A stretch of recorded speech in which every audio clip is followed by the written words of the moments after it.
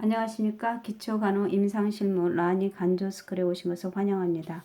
여러분 오래간만에 뵙습니다. 오늘은 감염관리와 무균술 돕기에 대해서 설명을 드리겠습니다. 감염관리에서 가장 중요시 되는 것은 손 씻기입니다. 손 씻기라 하면은 왜 손 씻기가 중요히 되냐면 우리가 오염된 손으로 자신의 코라든지 입 점막을 원인 미생물을 옮기는 것을 막을 수가 있습니다. 손 씻기를 잘하면. 그리고 환경을 오염시키거나 다른 사람에게 원인 미생물을 옮기는 것을 막을 수 있는 가장 중요한 방법이기 때문에 우리가 감염병 환자라든지 보호자 감염교육 실시에서 가장 강조하는 부분이 손 씻기입니다. 그럼 무균술은 치료나 간호 시에 멸균물품의 사용 등으로 무균 상태를 유지하는 것을 말하고 있고, 감염이라는 것은 미생물이 숙주 내에서 자리 잡고 살면서 인체에 영향을 주는 것을 감염이라고 하고 있습니다. 그러면 교차 감염이란 무엇인지 보면은 이것은 교차 감염은 의료인의 손이라든지 사용 기구를 통해서 환자가 감염되는 것을 말합니다. 그래서 교차 감염을 예방하기 위해서는 우리는 손식이라든지 무균수를 유지하면서 환자를 돌보는 것이 가장 중요합니다. 그러면 중복 감염이라는 것은 감염병을 앓고 있는데 또 다른 감염병이 걸린 경우를 말하고 있습니다. 그래서 교차 감염을 예방하기 위해서 손을 씻어야 할 경우가 있는데, 손 씻기의 경우를 보면은 환자의 혈액이라든지 체, 분비물 등을 접촉하기 전후, 이것은 장갑 착용 여부와 상관없이 손 씻기가 강조되고 있고, 그 다음에 장갑이나 혹은 기타 개인 보호 장비를 벗은 즉시 손 씻기가 요구되고 있습니다. 그 다음에 환자의 접촉이나 혈액, 체, 분비물과 배출물, 오염되었을 가능성이 있는 장비들을 다루기 전에 또도 우리가 손 씻기가 이루어져야 되고, 환자 처치 후 다른 환자를 처치할 경우 반드시 손을 씻어야 되고, 또 동일 환자라 하더라도 다른 부위에 처치할 때 손을 씻어야 합니다. 이렇게 여러 자주자주 손을 씻기를 요구되고 있고, 필요에 따라서는 알코올 소독제가 사용되는 것도 추천되고 있습니다. 그러면 교차 감염 방지를 위한 주의사항이 있는데, 간호사가 간호하기 전후에 1분 이상 흐르는 물에 손을 씻도록 권유되고 있고, 그리고 손톱 밑을 주의해서 씻을 것을 요구되고 있습니다. 그리고 손에 상처가 있을 때는 반드시 소독액을 바른 후에 장갑을 끼고 간호해야 되고, 그리고 간호 처치 시 고무 장갑이나 멸균 장갑을 착용할 것을 요구되고 있습니다. 환자의 질병에 대한 특성을 이해하고 감염의 가능성에 대해서 고려해야 되고, 분비물이나 드레싱 등은 위생적으로 처리할 것을 주의사항에 이루고 있습니다. 그래서 여러분들은 이런 것들을 생각하고 환자를 다룰 때, 환자분들을 간호할 때 우리가 손 씻기라든지 이거 멸균요법이라든지 잘 지켜주는 것이 중요하다고 생각합니다. 그러면 다음 장에서 보면은 감염 예방을 위한 주사기, 주사 바늘이 있습니다. 우리 주사 바늘은 예방 침이라든지 주사 바늘이나 이런 날카로운 유리 같은 것은 어디에 버린다고 했습니까?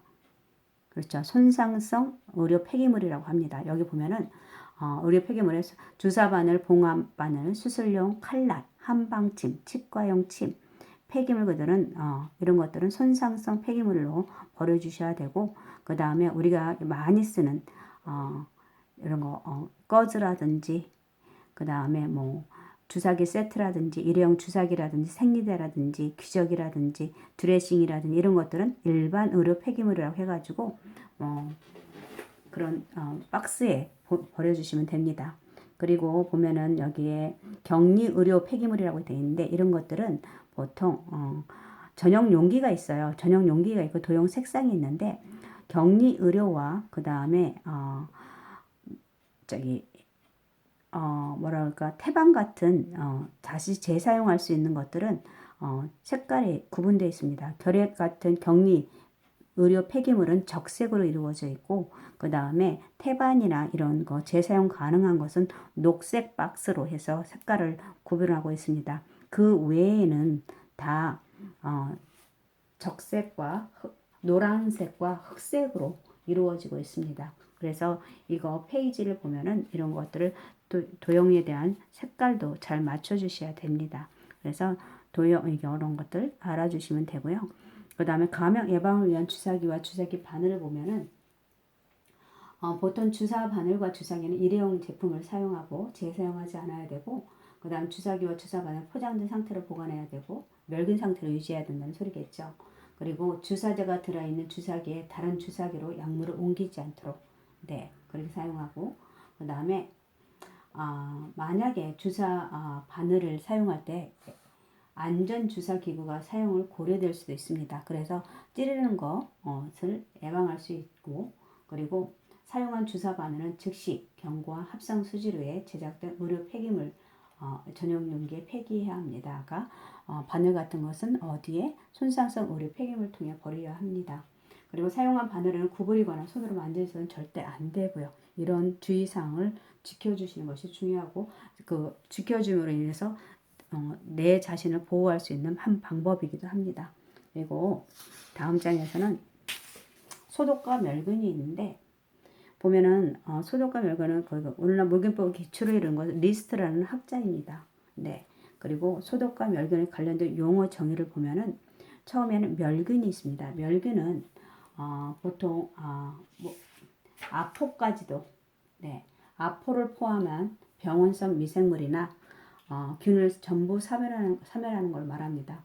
그러면 이 멸균 제품이 어떤 것들이 있냐면 외과 수술용 기구라든지 심장이나 또는 여러 카테터, 그 다음 주사바늘, 정맥 주사용 수액 같은 거, 몸에 삽입하는 임플란트, 물질 같은 것들이 다 여기에 멸균 제품에 속하는 거고, 이 멸균 제품들은 아포까지 포함한 병원성 미생물이 전부 사멸된 상태입니다.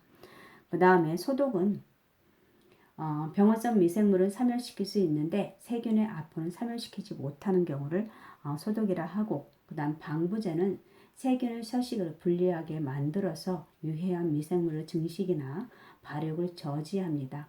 대표적으로 우리가 붕산수가 있는데 이것들을 붕산수가 방부제 역할을 하고, 그리고 세균의 성장과 번식을 억제하는 정균도 방부제의 일종으로 사용되고 있고요.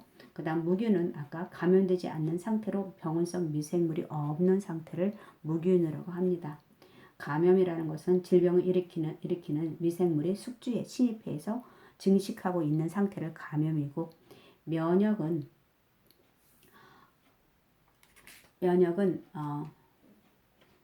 우리 몸에서 미생물의 침입에 대한 인체의 저항력을 면역이라고 합니다. 이것들을 인해서 우리가 관련된 용어 정의가 필요하고, 그 다음에 일반 격리와 역격리가 있는데, 일반 격리라고 하면 표준 격리라고 하고요. 이거는 보통 환자의 가족이나 방문객, 의료진을 보호하기 위해서 환자에게 적용하는 것이고, 그 다음에 일반 격리가 요구되는 경우는 보통 어떤 것들이 있냐면 비형 간염 환자라든지 결핵 환자 같은 것은 일반 격리가 필요합니다. 그래서 우리가 이런 환자들을 격리한 상태로 들어갈 때는 보통 마스크라든지 가운이라든지 이런 거 착용하고 들어갈 수 있도록 해야 되고, 그리고 표준 격리를 보면은 여기에 보면은 이게 이분이 공기주의인지 아니면 비말주의인지 접촉주의인지에 따라서 이 가운과 마스크, 그 다음에 보호장구 착용하는 범위가 정해져 있습니다. 이거에 따라서 해주시면 되고요.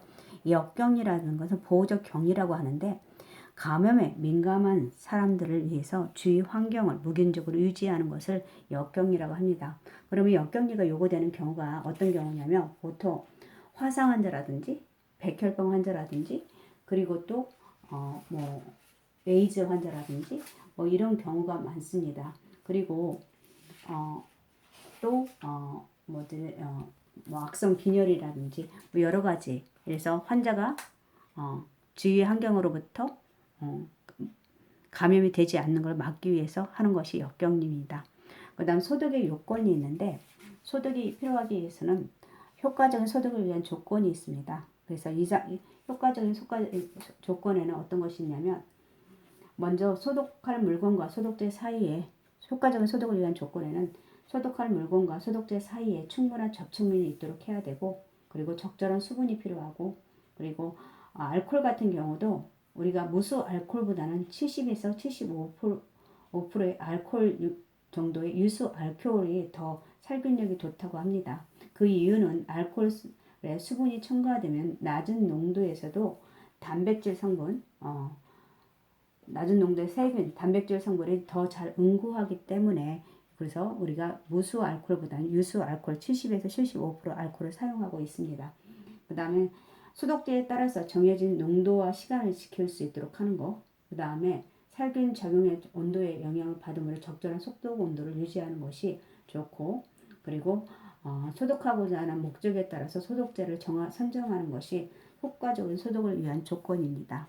그러면 이상적인 소독제의 구비 조건을 보면은 우선 살균 효과가 뛰어나고 생산이 용이해야 합니다. 그리고 환경 요인의 영향을 받지 않아야 되고 세척에 의해 쉽게 제거되고 잔류되지 않아야 되고 독성이나 악취가 없어야 되고 취급 방법이 간편해야 되고 재료가 풍부하고 값이 싸며 인체에 무해한 것이 좋습니다.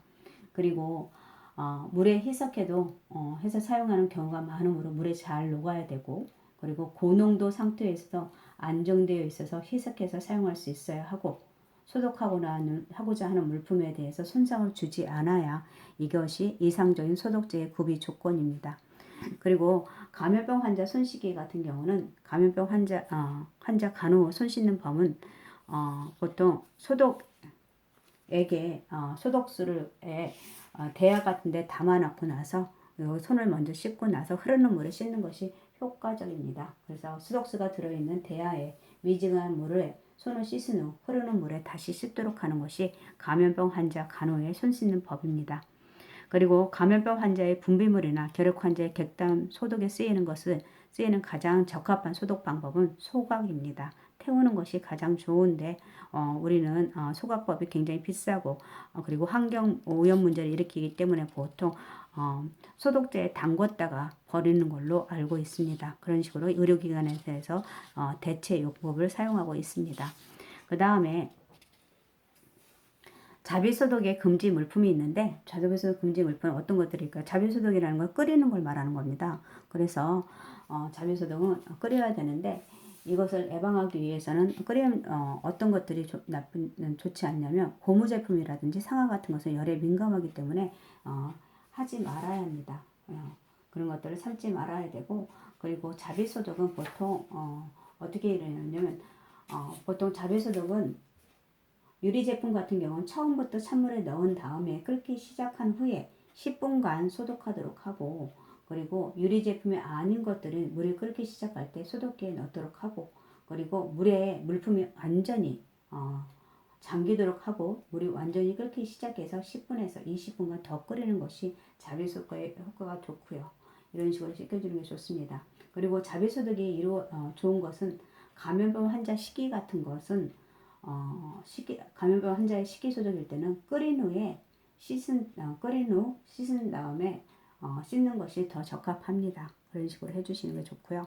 그 다음 고무 제품 같은 것은 이온가스로 소독하면 됩니다. 이온가스라는 것은 에틸렌 옥사이드 가스라고 해가지고 보통 냉멸균이라고 하는 겁니다. 그래서 보통 38에서 55도씨로 하고 보통 소독 시간이 8시간에서 16시간으로 이루어지고 있고 보통 유효 기간은 6개월 이상에서 2년 이내로 하고요. 근데 이온가스가 의료기관에서 주로 사용하지 않는 이유는 있긴 있습니다. 근데 이게 소독 시간도 길고 그리고 인체에 유해하다는 것들이 있기 때문에 이런 가스로 인해서 인체에 유해하고 완전히 통기시켜야 하기 때문에 굉장히 오래 걸립니다. 그래서 별로 고압증기를 더 사용하기 좋아하고 그 다음에 이온가스는 너무 비쌉니다. 기구 자체가 소독액이 그래서 소독 이런 것은 고압증기를 더 많이 사용하는 경우가 있습니다. 그 다음에 재활용 가능한 결핵 환자의 가구나 침구, 서적 등은 일광 소독할 때는 강한 햇빛에서 자외선을 이용해서 소독하는 게 좋은데 보통 10시에서 3시 사이가 가장 좋고 그 다음에 태어난 환자의 병실을 있는 모든 물품은 다시 소독하거나 소독수로 닦도록 하는 것이 좋습니다. 그리고 종말 소독이라고 하는데 환자가 퇴원했거나 또는 사망 후에 시행하는 소독을 종말 소독이라고 합니다. 그리고 멸균법을 정리해서 아까 잠깐 나왔는데 고압증기 멸균법에는 보통 의료기관에서 많이 쓰이고 있고 그 다음에 120도씨에서 20에서 30분간 소독하고 있고 모든 미생물과 악포까지 사멸되고 있습니다. 그리고 구멍이 뚫리지 않는 방포에서 2겹 이상으로 소독 물품을 쌓아야 되고, 그리고 반드시 꾸러미에 품명과 날짜를 기입하고 멸근 물품을 완전히 건조시키기 위해서 충분히 통기시킨 후에 멸근기에서 꺼내는 것이 좋고, 그 다음에 기구리는 물기 없이 닦아서 방포에 싸고 반드시 뚜껑을 열어서 싸도록 하고, 모든 외과 병원균 및 아포 형성균은 멸균에 가장 효과적이고 경제적이고 이상적으로 병원에서 가장 많이 사용되고 있습니다. 그리고 수술장에서 사용되는 금속성 기구를 멸균하고자 할 때에는 고압증기 멸균법을 많이 사용되고 있고, 그리고 진기가 침투되면서 곤란한 물품은 사용할 수가 없습니다. 그래서 고압증기 같은 유효 기간이 보통 2주로 되고 있고, 그 다음에 고압증기 멸균품을 소독할 때 포장 시 주의사항이 있는데, 고압증기 소독 물품을 보면은 가운이라든지 면직류, 도료 세트, 그 다음에 린넨이나 방포, 수술기구, 외과 병동에 사용하는 주사기라든지 그 외에도 여러 가지 외과 기구 같은 것들이 사용하고 있고, 소독 물품을 사용하고 있고, 소독 물품은 철저히 세척하고 소독 물품은 너무 꽉 채우지 않도록 하는 것이 좋고요. 아까도 말한 것처럼 품명과 날짜 방포의 겉에 기입하고 멸균 표시지를 방포에 붙입니다.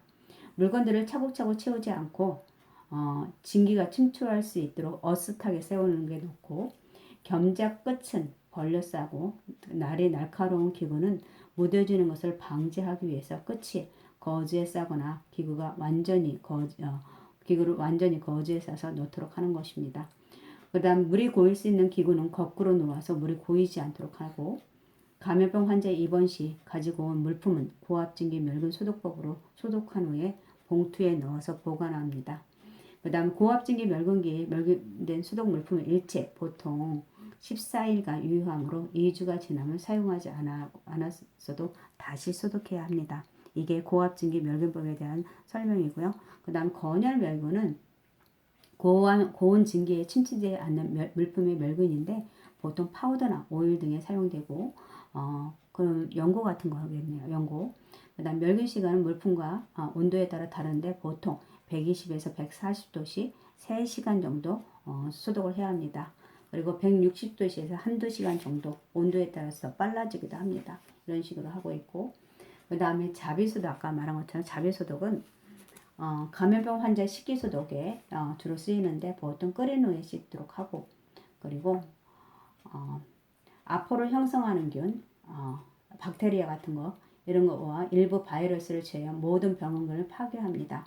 그래서 아포 형성균은 100도씨에서 끓는 물에도 죽지 않습니다. 그래서 아포는 죽지 않고, 고압증기 멸균기가 없는 곳이나 가정에서 많이 사용되기도 합니다. 그래서 가정에서 아이들 우유병 소독 같은 것을 사용하기도 하고, 그 다음에 물품이 물에 완전히 잠기도록 하고, 아까 다시 설명했는데 다시 끓기 시작해서 10분과 20분간 끓이도록 하고, 특히 유리 제품 같은 경우는 처음부터 물을 찬물에 넣은 다음 끓기 시작 후에 10분간 끓여서 소독하고, 유리 제품이 아닌 것은 물이 끓기 시작할 때 소독에 넣어줍니다.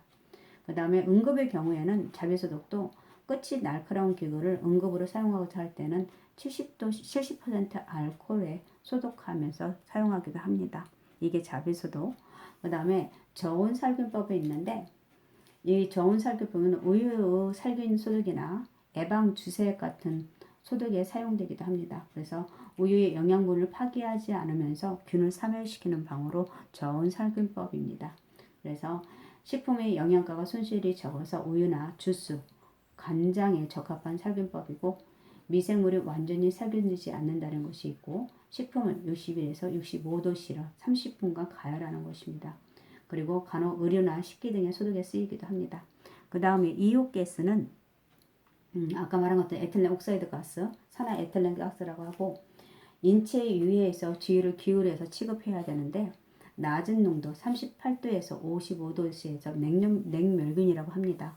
그래서 뜨거운 것은 좋지 않은 것들, 아까 말한 것들은 고무 제품이라든지 유리 같은 것에 소독에 좋습니다. 그래서 고열이나 습도에 민감한 물품, 애래양 기구나 내시경, 플라스틱, 고무 제품 등의 멸균에 적합하고, 장점이 뭐냐면 열에 약한 물품의 멸균에 사용할 수 있고, 모든 미생물과 아포를 멸균하는 데 사용하고, 비부식성이고 물품에 손상을 주지 않는다는 거, 구멍이 있는 모든 물질을 완전히 투과해서 쉽게 저장하고 취급 용이하고 소독 물품 유효기간이 길다는 것입니다. 단점은 특수하고 비싼 기계가 필요하고 멸균 시간이 증기 멸균보다 길고 보통 아까 뭐라고 했어요? 8시간에서 16시간이라고 했습니다.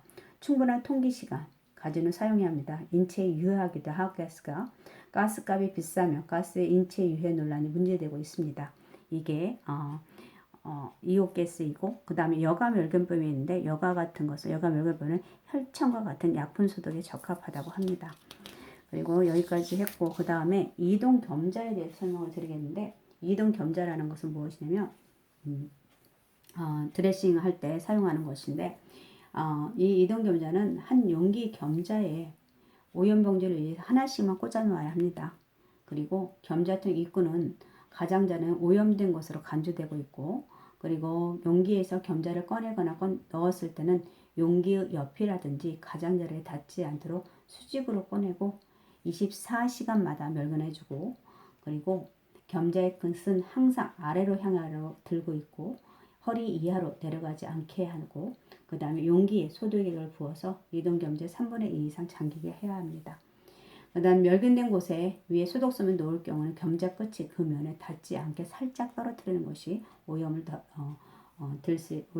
덜 되고 소독솜을 주고받을 때는 겸자끼리 서로 닿지 않아야 되고 겸자통에서 꺼낼 때 겸자의 끝은 양쪽 면을 맞물린 상태로 꺼내도록 하고 소독된 물품은 반드시 소독된 겸자로 꺼내고 소독된 물품을 꺼낼 때는 겸자가 다른 곳에 닿지 않도록 해야 합니다.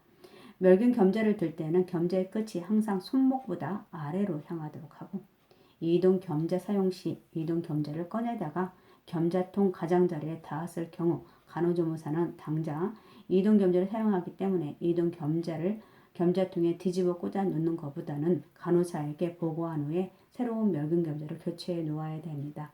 그 다음에 뚜껑 달린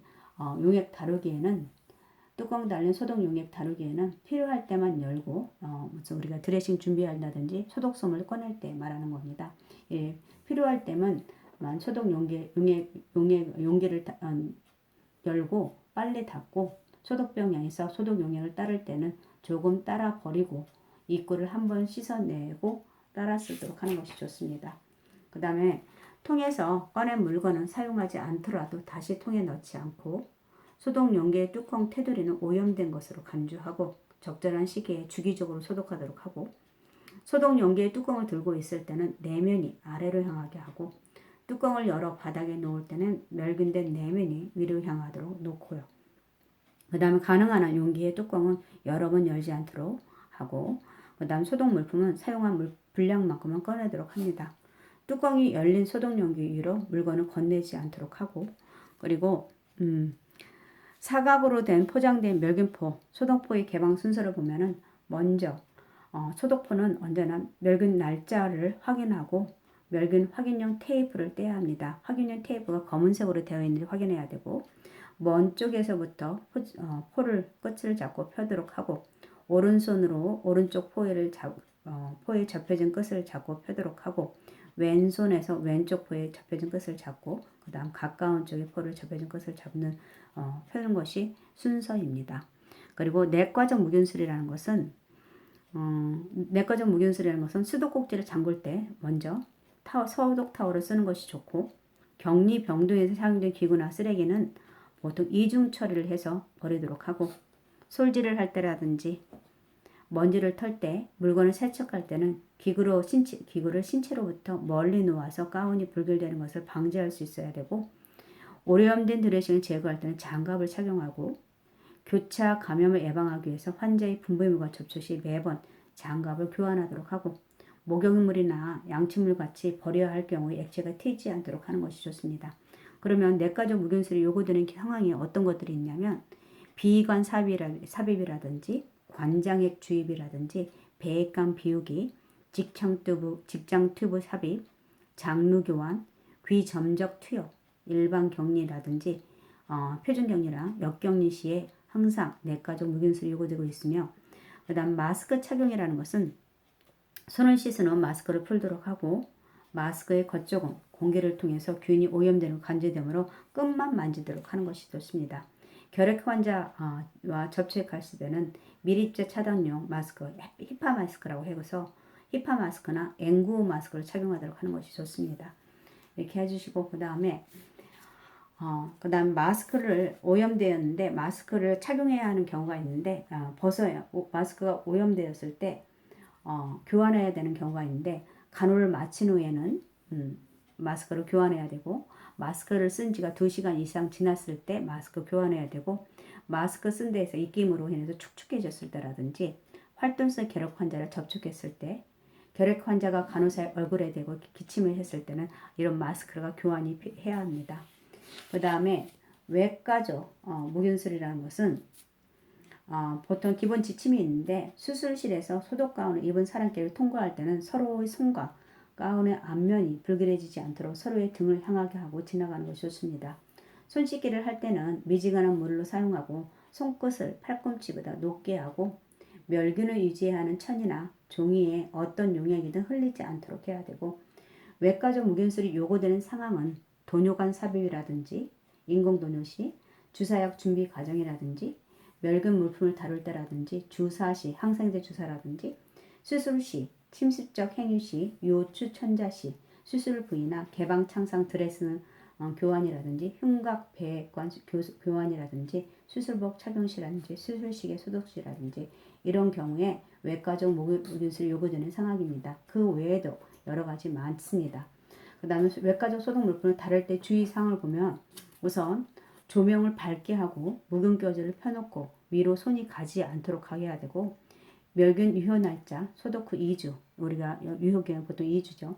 경과된 꺼즈는 다시 멸균해야 하며 사용 직전에 꺼내도록 하고 묵은교지를 다룰 때는 말하거나 웃지 않아야 되고 묵은꺼즈는 소독 겸제로 꺼내 사용하고 꺼즈통은 사용 후 바로 닫도록 하고 젖은 멸균폼은 오염된 거로 간주하고 다시 멸균시키고 소독 물품을 미리 풀어해 놓아야 할 경우에는 멸균포로 덮어놓고 소독 안에 꺼즈를 손으로 잡을 때는 멸균 장갑을 착용해야 합니다.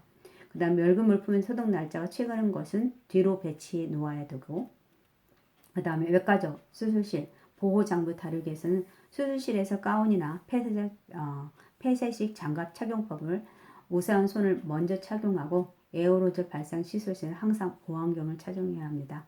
그 다음 멸균 가운 입은 후 멸균 장갑을 착용해야 됩니다.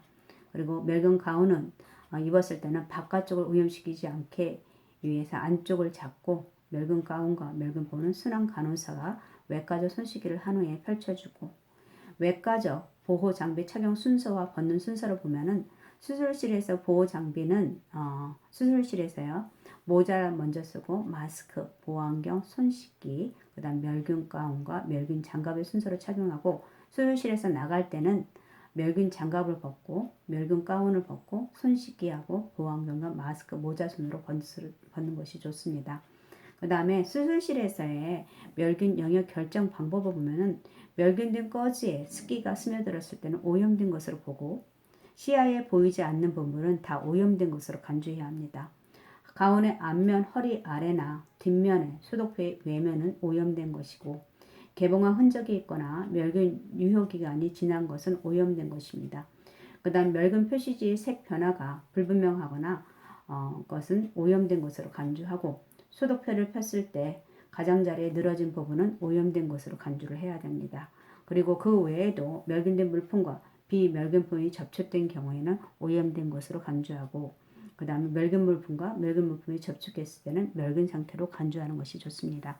그래서 여기까지 우리가 지금 감염관리와 무균술에 대해서 설명을 했는데 그 외에도 시간 내에 하기 때문에 많은 것이 놓치었지만 그래도 가장 중요한 부분을 많이 다뤘다고 생각합니다. 그래서 간단하게 문제풀이를 해보는데 여기서 보면은 첫 번째 문제가 중앙 공급실에서 플라스틱이나 고무 제품의 멸균을 위해 선택해야 하는 방법은 뭐라고 될까요? 고무 제품 같은 거 아까 말한 것은 이온가스였죠. 그렇죠. 이온가스. 그 다음에 질병의 종류나 감염질환의 유무와 관계없이 의료기관에 입원한 모든 환자에게 적용되는 격리 지침은 뭐였죠? 표준주의였죠. 표준주의. 그리고 감염병 환자 배설물 소독의 가장 이상적인 것은 아까 소각법이라고 했습니다. 소각. 네. 그래서 이렇게 아까 중앙공조 플라스틱 고무 제품 멸균을 위한 가장 좋은 선택은 이오게스. 그 다음에 질병의 종류와 감염질환의 유무와 관계없이 의료기관에서 입원한 모든 환자에 적용되는 격리 지침은 표준주의라고 생각하시면 되고, 감염병 환자의 배설물 소독법에는 가장 이상적인 것은 소각법이다. 그 다음에 외과적 손씻기에 관한 설명으로 옳은 것은 아까 바로 나왔네요. 항균 비누를 사용한 손목까지 씻는다. 아니죠. 팔뚝까지 씻어줘야 되고, 손가락 끝에서 팔꿈치, 손가락 끝에서 팔꿈치 방향으로. 맞습니다. 이거는. 그 다음 손 씻기 후에 손으로 아니라 자동으로 되는 발이나 누르는 걸로 해주시면, 발로 툭 치거나 그런 식으로 해서 자동으로 하는 수도꼭지를 사용하시는 건 좋고, 손 씻기 후에 손에 남아있는 물기를 터는 게 아니라 손끝이 위로 가도록 들고 있어야 합니다. 멸균 타올로 닦아줘야 되고, 손 씻기 후 손끝 위치가 허리 아래가 아니라 허리 위로 들고 손끝이 위로 들어가고 올릴 수 있도록 해야 합니다. 이렇게 해서 답은 2번이 맞고요. 이동 겸자는 아까 말한 거죠. 24시간마다 24죠. 하루마다 24시간마다 멸균해 주어야 되고, 소독된 스펀지를 건네줄 때는 겸자의 끝이 서로 겸자에 건네줄 때는 겸자의 끝이 항상 아래로 향하게 해야 된다는 겁니다. 건네줄 때 겸자의 끝이 아래로 가도록 한다. 예, 이렇게 해주시면 되고요. 예, 이로써 오늘은 감염관리와 무균술에 대해서 설명했습니다. 여러분 같이 들어주셔서 감사하고요. 다음 주에 뵙도록 하겠습니다. 감사합니다.